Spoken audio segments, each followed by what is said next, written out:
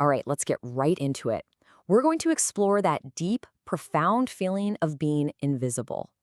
To do that, we're going to follow one person's really raw, personal story and connect it to the actual psychological science that helps explain the journey from trauma to healing. It's a powerful look at how our earliest experiences really do shape us. This question from author Bruce Wheelton's story really gets to the heart of it all, doesn't it? It's a feeling that goes so much deeper than just being shy. It touches on this painful sense of not mattering at all. And that feeling, that's our starting point today. So, where does a feeling like that actually come from? To understand it, the story takes us way back, to early childhood, to the kind of environment where the seeds of invisibility were first planted. Wow. I mean, what a powerful image. This isn't just a kid playing hide and seek. This is a survival strategy. What the source material explains is that this feeling of being totally lost often starts when a child doesn't have that fundamental sense of safety at home, what psychologists call a secure base. And this is where you see this huge disconnect. On the outside, everything looked perfect. Family trips, a pool, all the material stuff. But behind closed doors, the reality was just indifference, emotional neglect, and even physical abuse.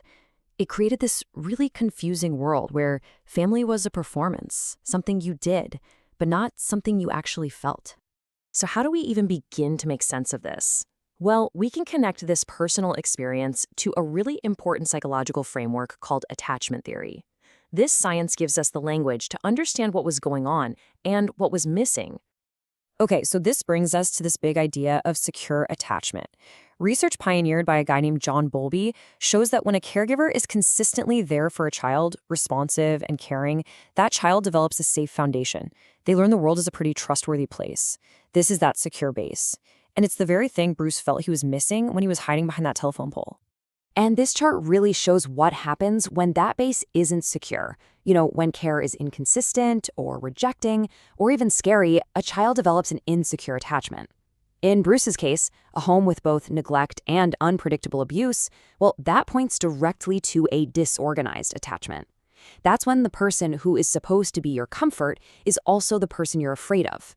These experiences create what's called an internal working model, and that becomes the blueprint for all your future relationships.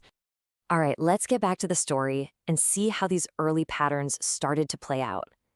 That feeling of invisibility, it didn't just stay at home.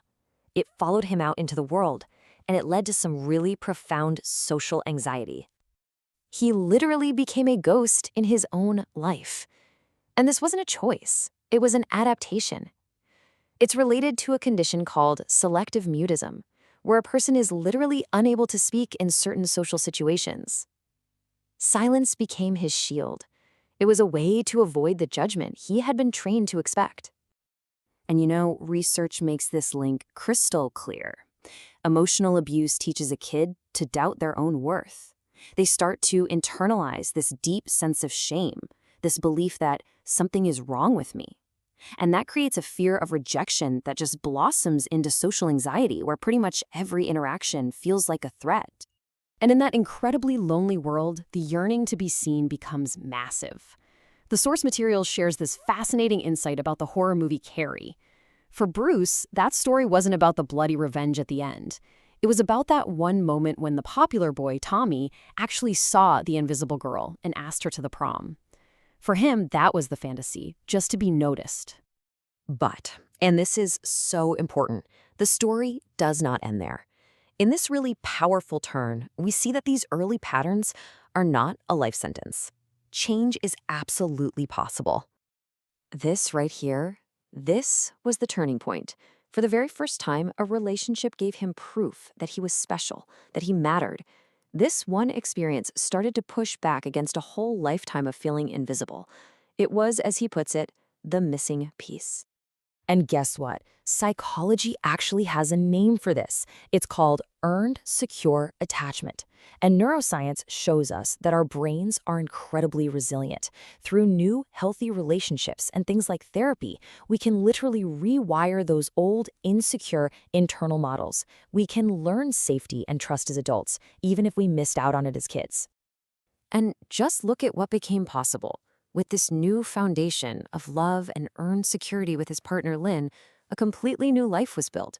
He went from being a silent ghost in a classroom to becoming a therapist who actually led therapy groups. It was a total transformation. It really looked like he was cured. But here's the crucial reality check. And maybe this is the most important lesson in this entire story. Healing is almost never a straight line. This timeline lays it all out with painful clarity. After years of incredible success, of joy, the whole foundation just crumbled. The beautiful life that had been built was lost, and all those old trauma patterns came rushing back with a vengeance. And this reveals a really hard truth. Healing from deep trauma isn't a one-time vaccine. It's an ongoing process. You don't just erase the old wounds. You learn to manage them. You build new, healthier patterns on top of them. But under extreme stress, those old ones, well, they can reemerge. They're still there, waiting. Ultimately, what this story shows us is that there's a profound difference between becoming visible and staying visible. The journey isn't about finding some magic cure. It's about understanding what happened to you, why it happened, and then consciously choosing the tools to find your way back, again and again. So it leaves us with a question for ourselves, right? What tools are we building for our own journey?